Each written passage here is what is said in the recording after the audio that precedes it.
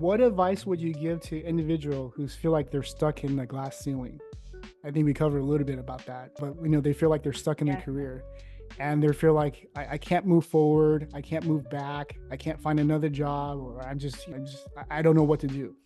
So what would you recommend? So yeah, we've kind of touched a little bit on this. I'll give you 3 steps. How about that? Step one, for all the type A people, you can, number one. Yeah, just give me a structure. Tell me what to do. Yeah. Know how to spot your glass ceilings. How would you spot it? I gave you some breadcrumbs of how to spot it earlier, right? So whenever you have a gnawing or a discomfort or frustration, or that's the start of actually a glass ceiling, right? So know how to spot the glass ceiling. That's one. Second piece of advice is the glass ceiling isn't actually bad. So I would encourage you to not look at it as bad. It's also not good. It's neither. This isn't about morality. This isn't about judgment. A glass ceiling it just is. And if you start looking at a glass ceiling as bad, I feel like many people, when we're talking about the semantics of glass ceiling, it's so often, mostly, is used in this negative context. We got to break it. It's limiting. F this, and okay, like, yeah, it could be, but it doesn't have to be. What if it just is? And if we start looking at it as negative, especially with the high performers out there, and that is like, I mean, that is my specialty. If I'm working with leaders and companies, they are high performers. That's how they got there, So often the clients I work with will associate to glass ceilings as bad, and they got to keep breaking through them, right? Well, if you keep breaking through glass ceilings, you're going to keep finding more glass ceilings. And that in and of itself will create your own effing glass ceiling, won't it? So it can become a very vicious cycle. Okay. Same time, if you associate it to good, it can also have its own vicious cycle. So it just is. There's always going to be glass ceilings. It's good to see them. And you get to choose which ones you want to break. You can take a minute to help you discern and going, what matters most here in this situation? Who are all the stakeholders? Who are all the people involved that this could impact if I were to break this glass ceiling? And what is it worth breaking it? Right? And you're looking at all, not just one side of the coin and the other, you're looking at all aspects. This is a 3-dimensional thing we're talking about, right? That you're playing with. So the second piece, I'll just reiterate, the glass ceiling isn't bad, it isn't good, it just is. And there's always going to be them. They're always going to exist. So you get to choose which one to break. The third thing is, I guess actually, I will say, like, yeah, your agency matters. We keep talking about self-awareness.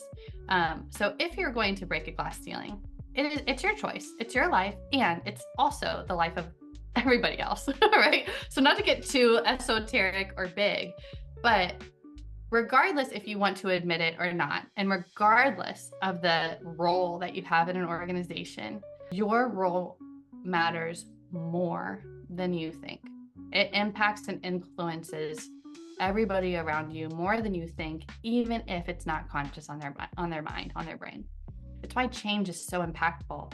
The moment that we have a pattern get interrupted, we can have chaos and disruption, and it's like, oh, this, but like, it's also evolvement.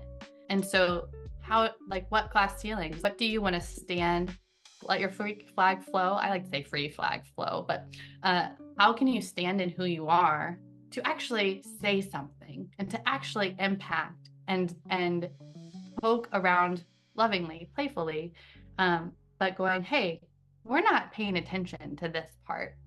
How important would it be if we did? Where could we get value and grow if we did? So that is to, 1, know how to spot your glass ceilings. 2, they're always going to be there. You decide which ones you get to break and which ones you don't want to. And 3, your influence and impact matters more than you know, that you will never be able to articulate and realize, but accept that and build that awareness of, if you were to break a glass ceiling, which one and what, why, how, when, all those things matter. Wow. Love it. I love the three advice. Thank you. Yeah. And as you're talking about this, it reminded me why I started this whole thing, because about 5, 6 years ago, I had the honor to be invited as a speaker at Work Human conference. So it's a Look at you. So good, Alan. Thank you. So it's a conference for HR, so CHRO, so Chief Human Resource Officers, VPs, and HR. So we're all talking about how do we become more human and less work, right? How there's productivity, but it's like the thought process is like, we're not robots.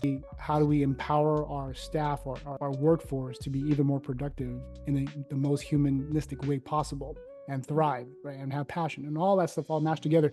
And one thing that really stood out for me was there was I don't remember the speaker's name, but she pointed out glass ceiling was really set early on in kids. She brought an example. So on the left, you have this magazine of, boys, right? Boys magazine for teens, 14, 16, 17 years old. And on the magazine, it says you can be whoever you want. Popular mechanics.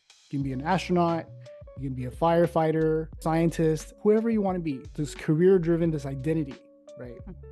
An achiever. And then to juxtaposition that, this is 2017. This is not like 1945. This is 2017.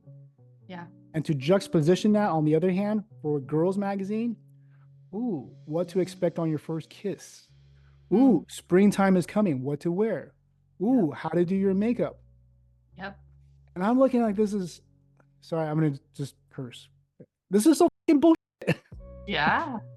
Oh my God, I was so livid when I saw that. The reason why I got triggered, means I got very passionate about this topic was because, I have my daughter, and I'm not going to raise my daughter that way. Not on my watch, right? She can achieve what, if she wanted to, she can achieve whatever she wants in her life. The other stuff is also important stuff, but so the sky's the limit. I'm not going to set a glass ceiling for her.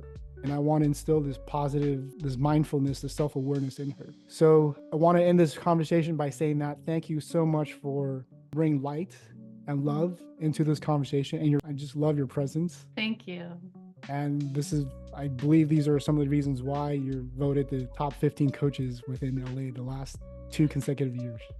Oh, thank you so much. It takes one to know one, my friend. So I see so much beauty and power that you have and that you utilize to impact others. This podcast being one avenue that you do that. So it's such a privilege to share this with you today. And I can't thank you enough for letting me guest. So until then, live purposely, love passionately, and be the most remarkable parent that you can be. We'll see you future episodes.